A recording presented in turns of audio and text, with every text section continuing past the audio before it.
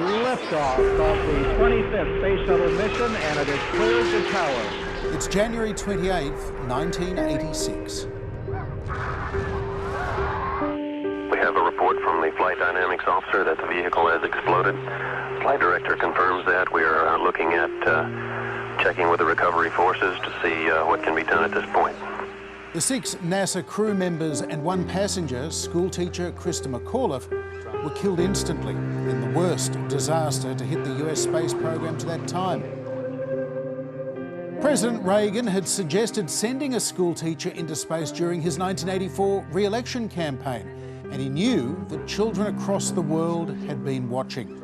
He wrote in his diary, "There's no way to describe our shock and horror." For the first time in history, Ronald Reagan cancelled that night's State of the Union address. Instead, he delivered one of the great speeches of his or any presidency. Today is a day for mourning and remembering.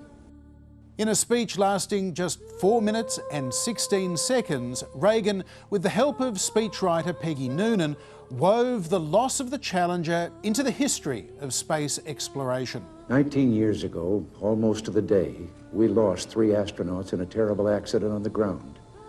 But we've never lost an astronaut in flight. We've never had a tragedy like this. Reagan also had a message for the school children who'd been watching. The future doesn't belong to the faint-hearted. It belongs to the brave. The Challenger crew was pulling us into the future, and we'll continue to follow them. Ronald Reagan, the movie actor turned politician, concluded with the first and last lines of the poem High Flight, which was written by a Spitfire pilot named John McGee just 3 months before his death in World War II. We will never forget them, nor the last time we saw them this morning, as they prepared for their journey and waved goodbye and slipped the surly bonds of earth to touch the face of God.